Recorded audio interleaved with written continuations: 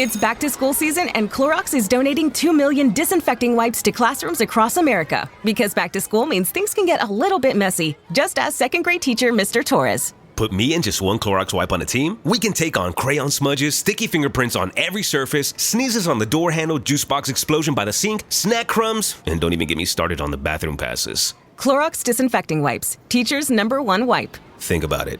Bathroom passes. Clean feels good. Based on unit sales data. Good night, itchy eyes. Good night, sudden sneeze. Good night to your symptoms of allergies. Xyzal is the allergy medicine you take before bed. It provides powerful relief while you rest your head. Not just all night, but all the next day. Xyzal keeps working, keeping allergies at bay. And without those annoying symptoms disturbing your rest, you can wake up the next morning feeling your absolute best. Remember, be wise all. Take Xyzal. At night. Hey, Immigrantly family, this is Saadia Khan. I have some great news for all of you. We recently launched our newsletter, which comes out 3 times a week. It's called Hyphenly, which is our no-fluff newsletter with hot takes, heartfelt stories, and all the feels of living in between cultures. Come for the nuance, stay for the vibes. You can find the link to subscribe in our show notes. Don't forget to subscribe.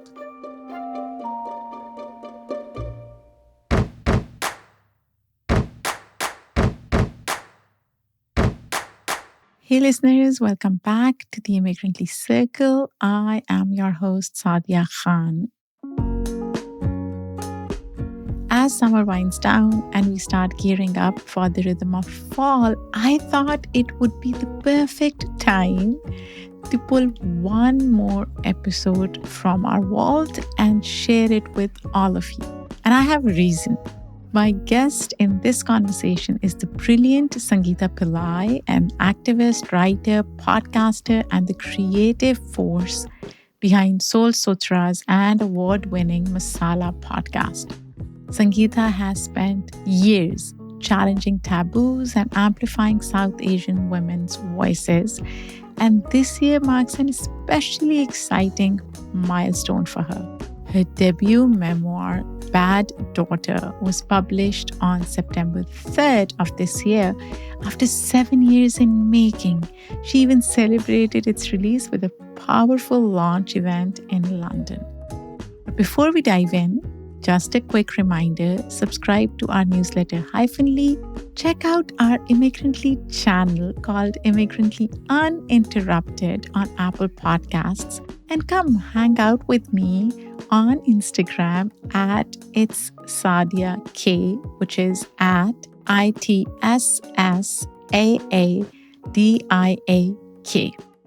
Now let's step back into this rich and deeply personal conversation with Sangeeta. And don't forget to come back next week for a brand new Immigrantly chat.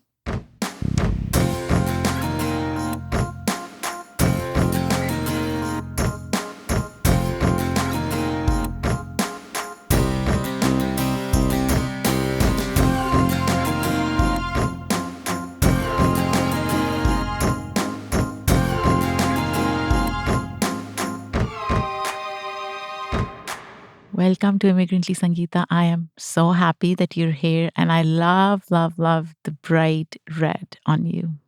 I had to brighten up something because it's a very grey New York day. I know. Reminds me of London. And I'm like, haven't gone very far, Sangeeta.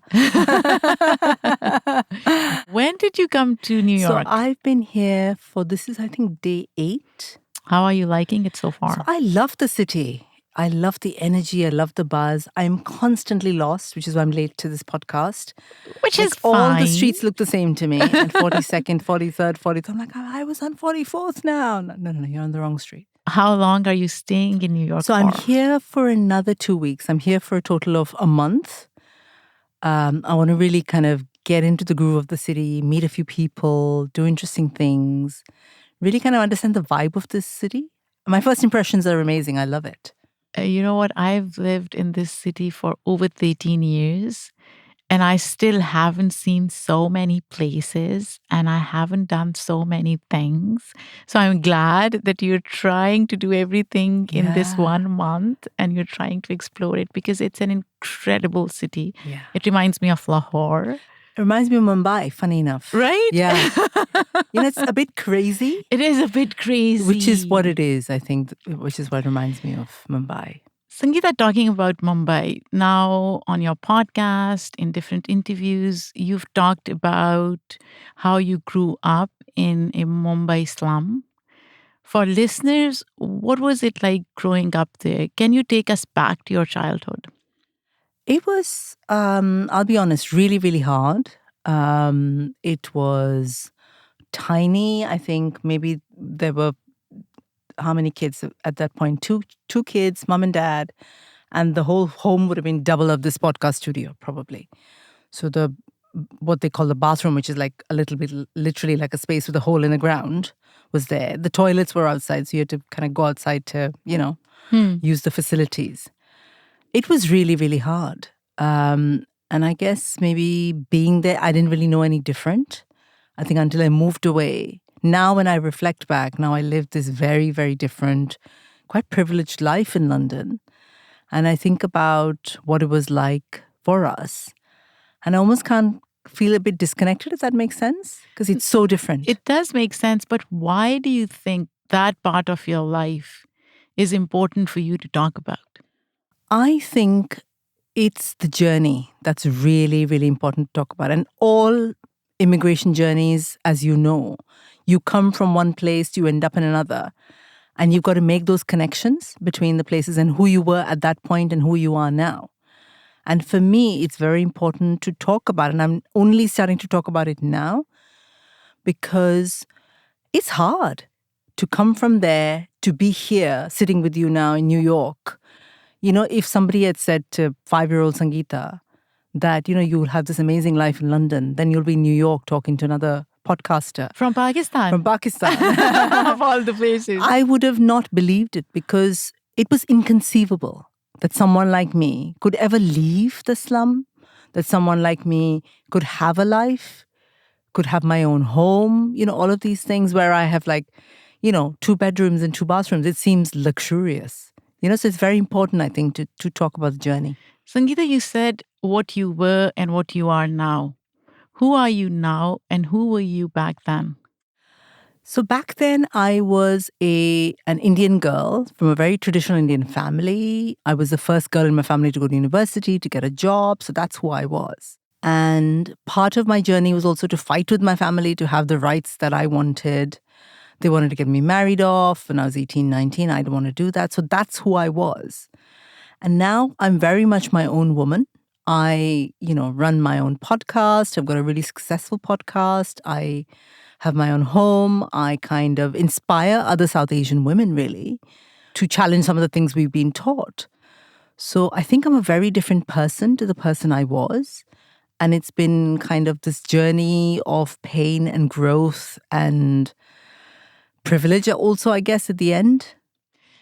Sangeeta, talk to me about fighting for rights. Now, I was reading about you and you mentioned how your life or your childhood influenced you to become a feminist.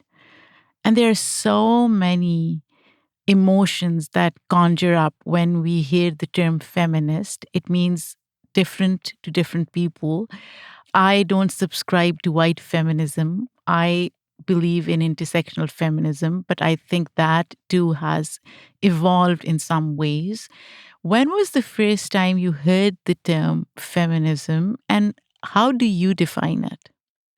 So this will make you laugh. I had never heard the term feminism. Like in India, feminism as a word didn't exist. I'm not surprised. Yeah. In fact, I think it's almost tabooed because it's seen as an import, a Western construct. So I'm not surprised at all. And a lot of women in India, and I'm sure Pakistan will say, we're not feminists because it's like this Western idea, Right. I think. So I've only heard of it in the last maybe, since I moved to the UK. So I moved to the UK about 18 years ago. That's probably the first time I heard of it. Huh. So to me, what I was doing was fighting for my survival. survival of who I wanted to be. Who did you want to be? I wanted to be somebody who had the right to choose my own life, decide who I was going to marry or not marry, decide if I wanted to have children or not children, decide where I wanted to live, decide what I wanted to wear, decide what work I wanted to do. And if you come from a traditional South Asian setup, none of those choices belong to you. Even if you're it depends. If you grew up in a supposedly a liberal family, they're still trying to get you married after. I don't know any South Asian women in traditional setups that are said, actually, darling, you don't need to get married if you don't want to. You're right. But I remember when I wanted to get married, I was in love with my husband. And my dad was like, why would you want to get married? Just, focus on your career and your life. And he may not be, the mainstream, a typical dad. Yeah. But you're right. Again, all of our stories are different. We don't come from a monolith group. So this is your story, right? Absolutely. And I think the point I'm making is, of course, you were very lucky to have a dad who said, actually, beta, you don't need to get married. Beta, yes. I'm paraphrasing, but I obviously got that right. But in 9 out of 10 situations, especially when I was growing up in 1980s India, there were no choices. The only choice available to a woman was to get married and have children. And then if you were allowed to work, and I put quotation marks when I say this because it was like a huge thing for you to be allowed to kind of have your own career. Right. If your husband allowed you, if your father allowed you, it was a very patriarchal system. So, and even actually, funny enough, even to this day, I work with a lot of British Asian women who are lawyers and, doctors and engineers and, privileged lives. But even today, the expectation of a South Asian woman is very much somebody who has to get married. You're right. Has to have children. And if you don't, you get asked what is wrong with you. So the traditional or typical expectation is very much, you might be a rocket scientist, but are you married? Have you got children? Sangeeta, how is patriarchy in India different from patriarchy in England? It's a very interesting question. So I think in India, it's a lot more obvious. It's like, you can't do this. What are you wearing? They'll tell you to your face. It's in your face. It's in your face. You go out, you get groped. Wherever you turn, patriarchy exists. Of course, there are lots of Indian women, doing amazing work to make those changes. In the UK, which is the other place where I have experience, it's a lot more subtle. It's a lot more, like I was saying to you earlier, like the expectation is you might have an amazing career, but have you got a husband? You might be doing phenomenally well, but why haven't you got children? What's wrong with you?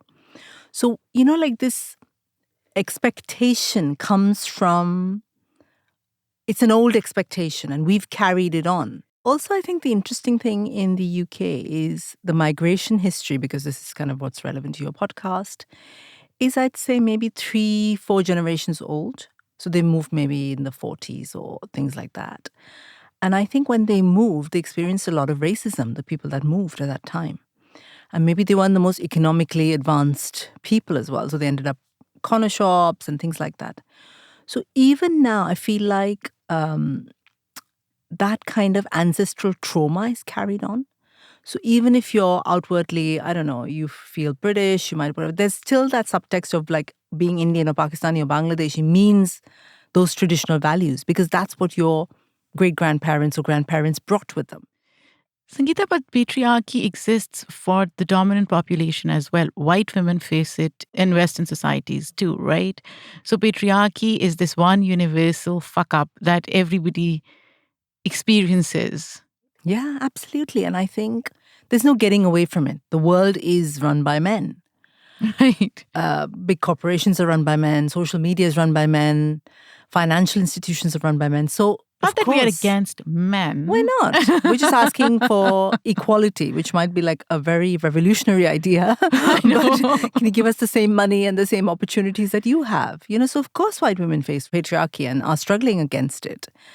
And it comes up in a million different ways in every single day. You get on the subway or the tube and a man sits in a particular way that he takes up more room and women have to shrink themselves. That's like a very everyday example. That's such an interesting observation. Right? I never noticed that. Oh my gosh, that's so true. I've had to learn to not shrink myself. Like my first reaction is to make myself small. And then I have to now say, actually, hang on a minute. I have every right to be here as this other person. So I have started to expand myself a little bit. I put my hands on the rests because, we've got every right to be there.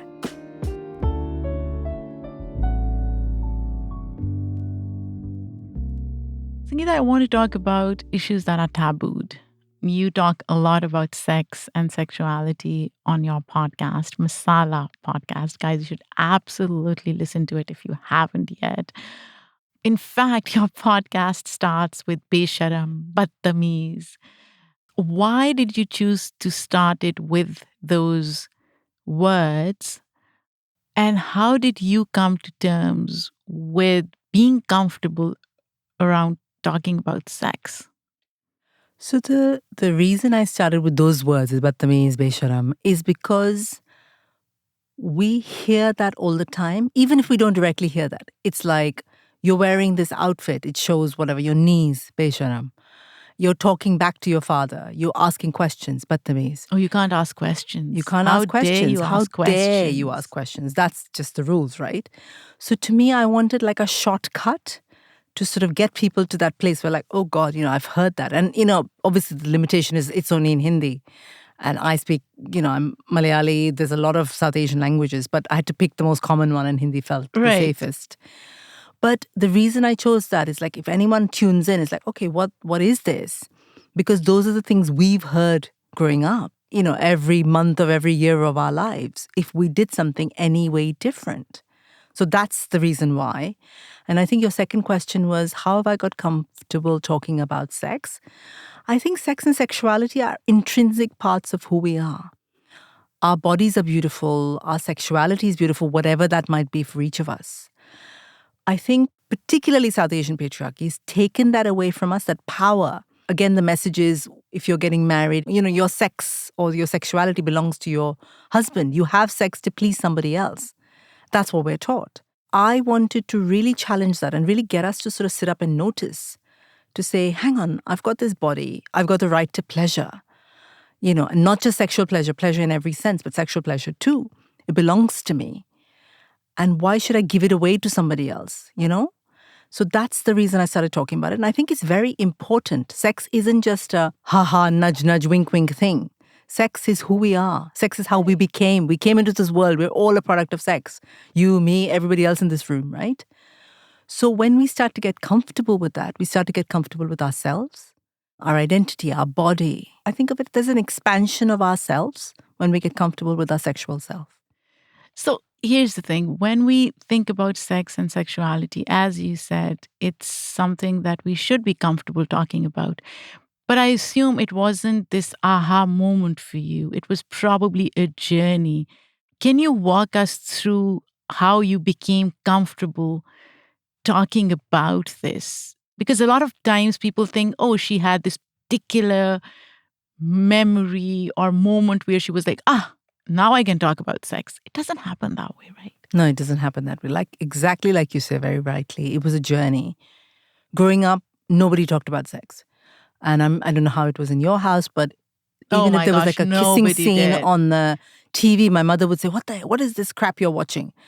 So we learned to associate shame with sex. It's like there was something shameful about it, whereas it's the most natural thing in the world. So that's how I grew up. We never talked about it. I learned about sex through reading women's magazines. Those advice columns where somebody writes in. There's a magazine called Femina in India in the 80s. That's the only place. And I pour through this and I'm like, there's something I'm not being told. I knew there was a big secret that people weren't telling me. So I'd get all these back copies, old, Raddiwala, the back copies of this magazine. And I'd pour through all those questions. And then I pieced it together in my head, say, okay, that's how this works. So that's kind of my sexual, knowledge. And then I was married, I got divorced, I moved to the UK, found myself dating again. And I had never done that. Like, again, the times that I grew up in India, we didn't date. We just kind of got married, to people. And when I was dating, I remember thinking, oh my God, this feels amazing.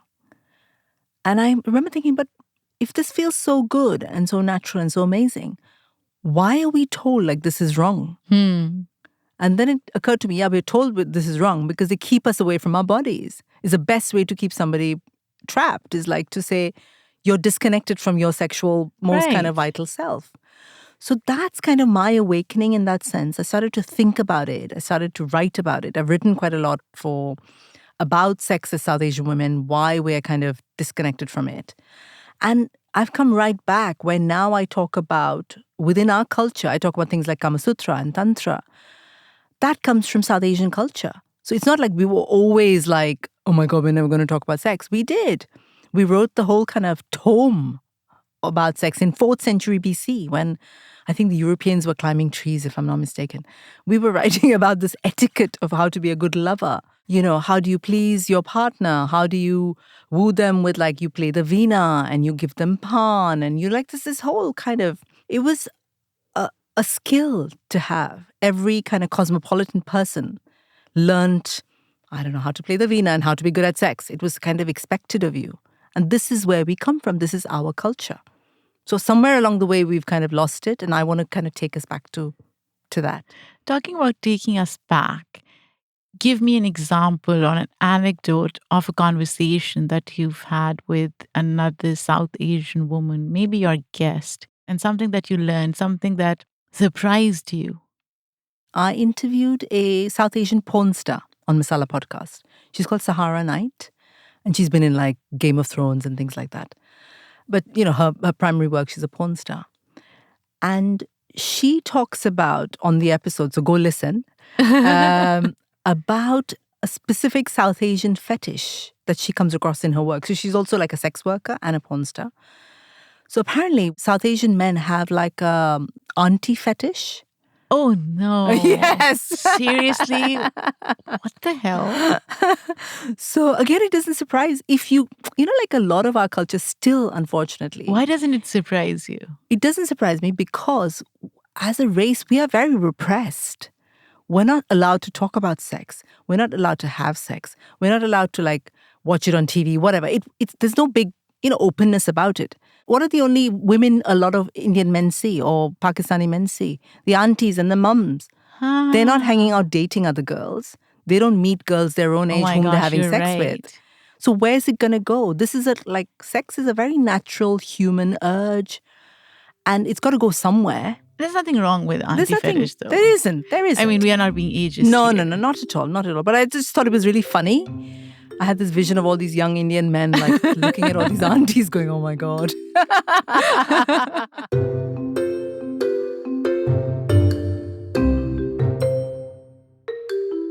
Anyone can follow.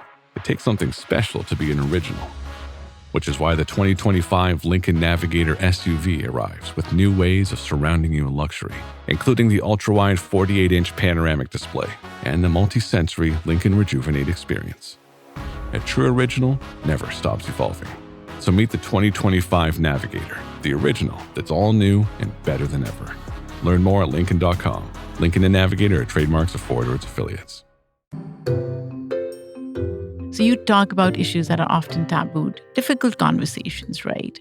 How do you balance the fun and the serious on your podcast? Because your topics range from, can brown moms be funny, to the pressure women face to become mothers, or to talking about childhood sexual abuse. So how do you decide when to talk about personal experiences, when to have thoroughly researched conversations, and how to balance it all? So for me, the whole process of how I choose a guest or the theme is very intuitive. I let the guest lead. So the way I kind of structure is find people who are interesting, who have interesting things to say. How do you define people who are interesting? So not just like a celebrity who's famous. So even if I'm interviewing a celebrity, like, have they done something interesting with their lives? Do they have a point of view that is interesting? So I almost kind of let that lead the theme. And so far it's worked beautifully. And it kind of, even at the end of all the recordings of a season, I will look at like what are the themes and I'll balance the light and the heavy and, so that everything isn't heavy at the same time or too light. Because I think that's what life's about, like you've got to balance serious, difficult things with fun things and light things. And with your question about when do I decide what to talk about my own experiences, I talk about my own experiences every single podcast. Why is that important? Because I think it's important for those listening to know that I've experienced those things. I want to be vulnerable. I want to be honest. I want to be authentic. I don't have the answers. That's not what I'm saying. But what I'm saying is like, hey guys, look, this thing happened to me. And then what that does, and women have said this to me, those who listen to my podcast, like they've referred back to, on that episode, you spoke about this thing that happened to you. It really helped me because something similar happened to me too. So I now know I'm not alone. Other women experience this. Again, this has been very intuitive. I've never sat down and thought about it. I think it's natural for me to share because I think when you share, other people hear you and they feel less alone in their own life journeys. And sharing is less normal for us South Asians. We are told not to share. And we are told to keep those boundaries between what can be made public and what is private. So it takes a lot of courage to share, right? I'll circle back to taboo topics. Now, a lot of times people like you and I talk about our experiences and taboos or restrictions and patriarchal implications of how and where we grew up, which is all fine. It really resonates not just with our own communities, but with Western, predominantly white communities as well. But what I've noticed is when we talk about things that make the dominant population uncomfortable, our likability plummets. And I have talked about things that may be inconvenience truths for the dominant population. Have you done that on your podcast? And how do you tackle those issues? I don't know, maybe this is just my experience. I haven't had a lot of negative feedback, actually. Everything is about, messy truths and uncomfortable things. Like I'm talking about sex and I'm talking about periods and talking about whatever, motherhood. But maybe I'm just lucky. I don't know. But even when I'm talking about, because my podcast is very much specific to South Asian culture, but other women, white women, listen to the podcast. And they'll come and say to me, particularly like the motherhood episode, so many women wrote to me. What was the motherhood episode about? So I interviewed Pragya Agarwal about the expectations of motherhood, like how there's a very specific expectation for motherhood for women. Like we're supposed to be certain kind of mothers. We all have to be mothers. Talk some more about that. So basically the expectation is that, first of all, every woman that has a vagina will reproduce. I'm sorry that, You're right. I agree. First. And even if you do have children, you will give up your life to look after these children. And I'm not saying, don't look after your kids, but it's like women stop being women once they become mothers. They're supposed to be just like solely mothers. There's a very specific expectation within society, South Asian society, Western society, all societies, that women have to have children and then they have to be specific kind of mothers. And we don't give room for women to be who they are within that motherhood journey. But Sangeeta, to your point, don't you think it is about having those choices at the end of the day, right?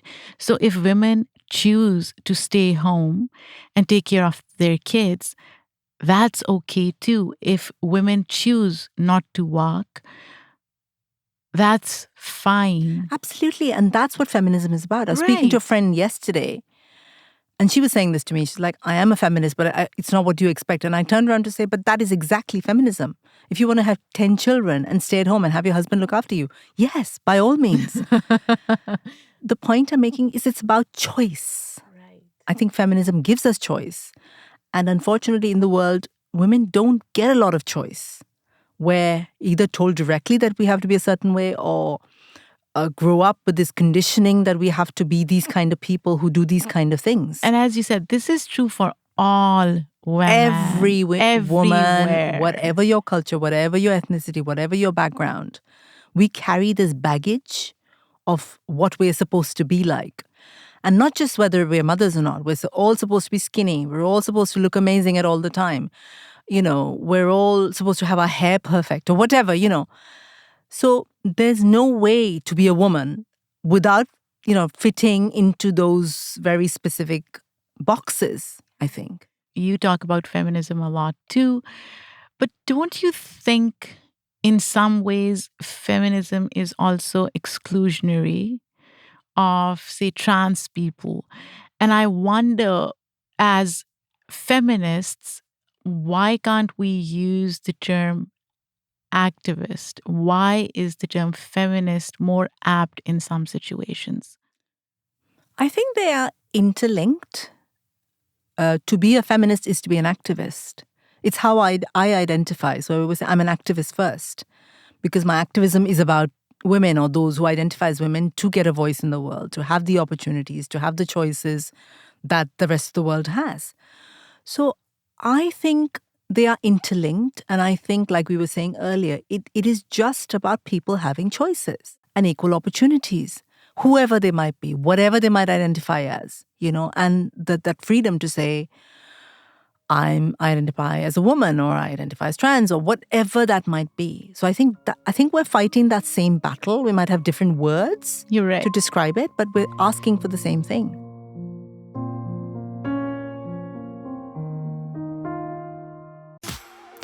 Smart Water Alkaline with antioxidant.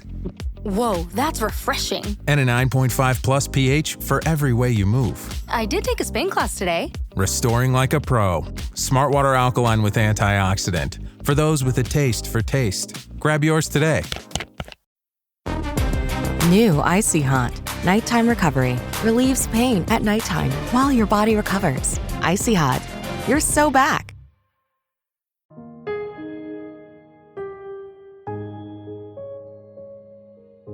What are some of the differences that you noticed between interviews that you did in, say, England versus the US? So this was a really learning opportunity for me as well. So I went into the US season of Masala podcast thinking, it's the same, similar things. I'm going to hear similar things that I hear from British South Asian women, that I've heard from Indian women who I've interviewed in India. But it really surprised me how different it was. How so? What was really interesting to me is how much more comfortable American South Asian women are with their culture. They are very comfortable with their dual identities. So I interviewed this young Disney star, Avantika, who's wearing sari. She's 18 years old. She's rocking up in saris. People are, celebrating their festivals a lot more here. Do you think it's also generational, though? This is purely my theory, okay? This is based on no research or anything. But I think my gut instinct is British South Asians, because they faced a lot of racism, and there's like a colonial hangover in the UK still, have had to decide whether they wanted to be British or South Asian. And there's only one allowed at each time, right? Whereas although they have strength in numbers. They have, it's a very massive population. 7.5% of the UK is South Asian. That's massive. It's the biggest minority. But it's a quiet minority. It's not as vocal. You don't see as much as you see in the US. I feel like in the US, particularly in the last maybe couple of years where I've been kind of looking at it, there's an explosion of South Asian brands, fashion brands, beauty brands, media. Everybody from like Mindy Kaling to like all these beauty brands at Sephora. There are 4 beauty brands at Sephora led by South Asian women. We don't see that in the UK quite as much. But I would say this South Asian identity in the US at least is centered more around Indian identity. Mm-hmm. We don't see as much exposure of Bangladeshi South Asians, Pakistani South Asians. Did you find that to be true? That's a really good question. To me, I'm kind of looking at it as a South Asian lens. I'm not really looking at it as an Indian Pakistani. But you're right. Like, I think most of the people I've seen are probably of Indian origin or Indian heritage, which is a shame because I think there should be more of representation of across the board. Yeah, because South Asia, again, is more holistic. Yes, and it is. It's much broader than one country or one identity, right? Absolutely. Even within India, there are so many different Absolutely. identities. Absolutely. But I guess what I see is at least there's this. There's There a is lot some more. representation. There's some representation.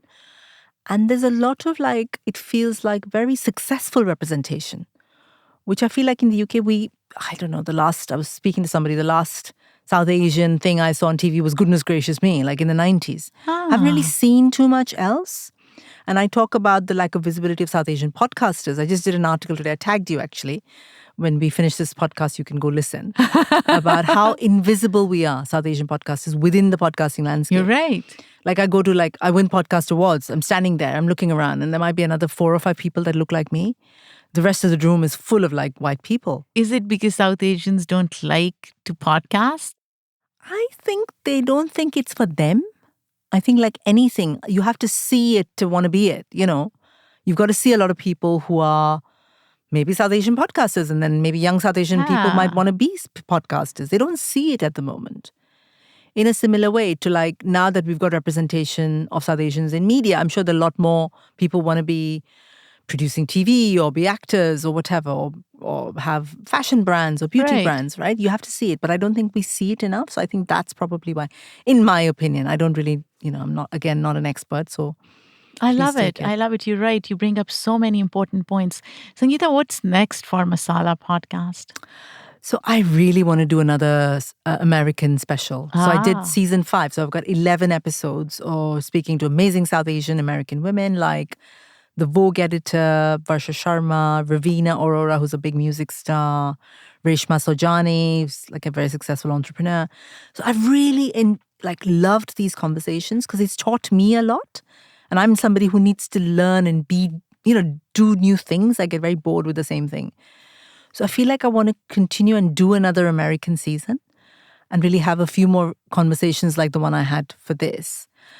And so that's next. I'm also writing a book. Oh, I love it. What is the book about? So it's a memoir. It's kind of talking about some of the things that happened in my life and the things I learned, touching upon similar themes, all the themes that I talk about in my work. So that's next. And I don't know, there might be some curveballs. I don't know, maybe move countries. I don't know. Oh my gosh, we would love to have you here. I would love to. So far, I've loved being here. It's only day 8. But I love the energy. I love the friendliness of everybody. I'm surprised you say that because New Yorkers are not seen as friendly. They've been really nice to me. I don't know how the British are. Maybe they are even worse. So you find not exactly New Yorkers, super friendly. Yeah, it's all relative at the end. It is all relative, relative, exactly.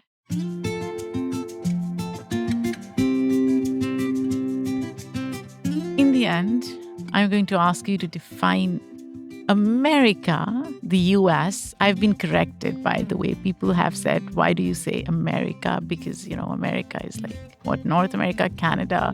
So I have corrected myself, and now I say the United States of America. Having lived here for only 8 days. I was just going to say, you realize I've only been here 8 days. What are your thoughts so far? So far, just basing it on New York and 8 days in New York, I feel like there's a very buzzy energy here. It's very high energy. That's all New York, by the way. It's only in New York. There's a sense of, a sense of infinite possibility. Anything could happen. And you could be anybody here. Mm-hmm. And I kind of like that. You could be anybody. You're not defined by who you were. You come here and you can be whatever and whoever you want to be. Of course, there's I can see the poverty. I can see that there's a lot of, I'm not saying it's all amazing and shiny. I can see the problems as well. But I think the overall feeling I have is of high energy and a kind of sense of possibilities. I like that. I mean, theoretically, yes. Practically, not always. Yeah, I can imagine. Sangeeta, thank you so much for being on Immigrantly. Where can people find your podcast, your website? So if you Google Masala Podcast, I will come up. So I'm the same on Spotify, Apple Podcasts, Google Podcasts, Castbox, everywhere. Just look for Masala Podcast. And my website is soulsutras.co.uk. So Soul Sutras is my South Asian feminist network under which Masala Podcast sits. I'm also on Instagram under Soul Sutras, Twitter Twitter, Soul Sutras. These days, I'm also active on LinkedIn, but you can look me up as Sangeeta Pillai, Soul Sutras, and you'll find me. Thank you so much, Sangeeta. This was wonderful. Thank you so much for having me.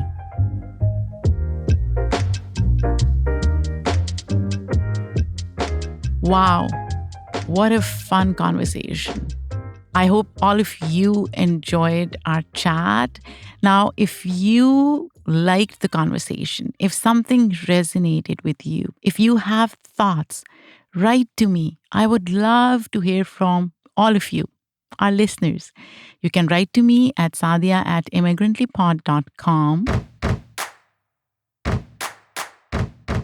This episode was produced by me, written by Rainier Harris and me.